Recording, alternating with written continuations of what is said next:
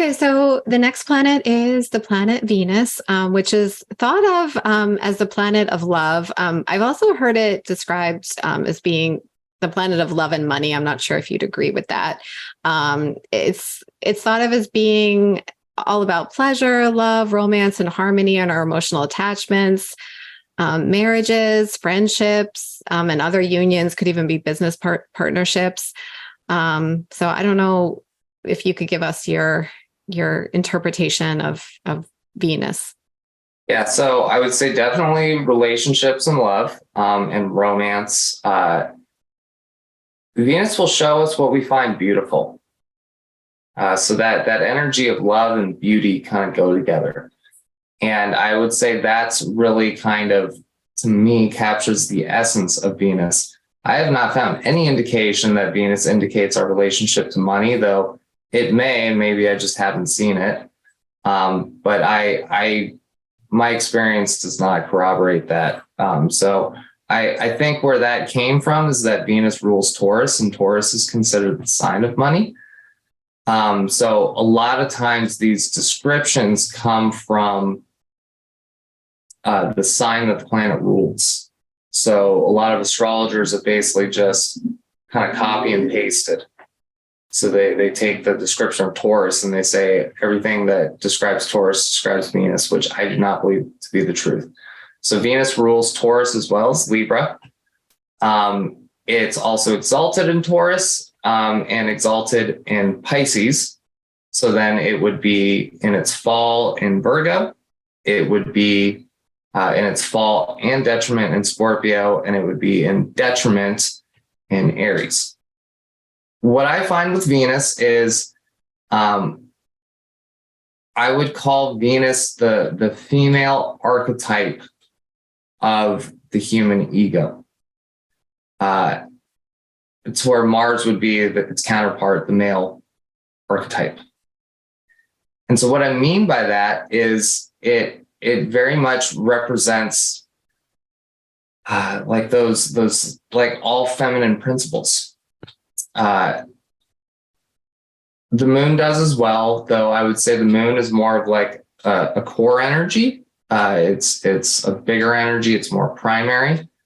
Venus, I would say, is more like how a female or somebody who identifies as female would express their feminine qualities.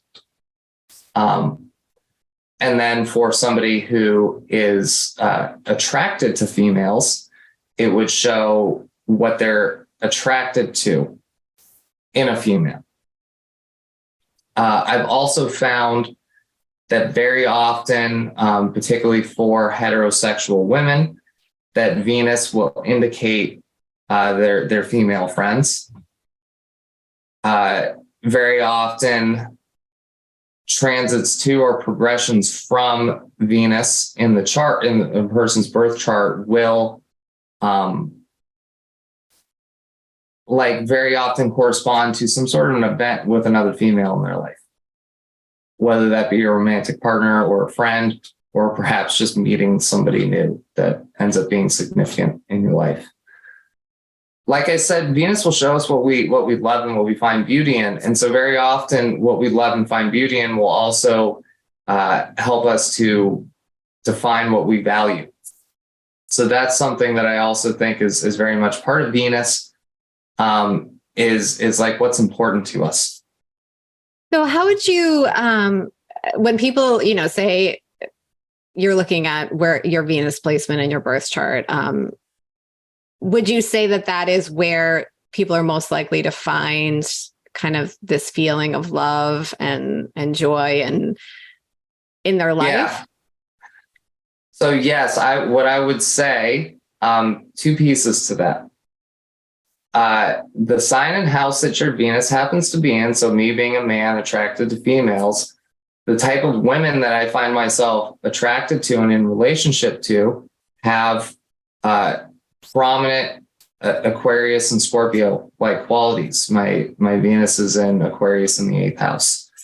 So the women in my life end up having the Aquarius and Scorpio energy prominent, and stimulate those types of experiences that would correspond to the 8th and the 11th houses. So I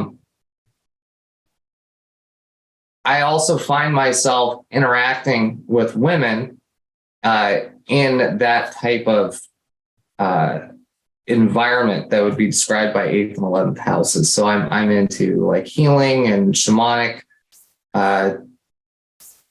communities and activities and what could be considered, I don't know, occult or metaphysical, things like that, which would be kind of 8th house, the things of healing type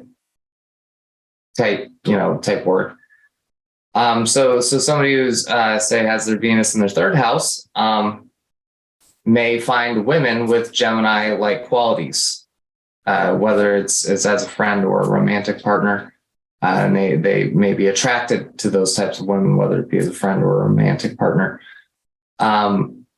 They may also find that they meet women in that type of environment that would be described by the 3rd house, which, I find 3rd house stuff could be more superficial interactions, like an environment where you kind of meet a lot of people, superficially. It could also describe a sibling or a neighbor is a 3rd house. Those are also 3rd house topics.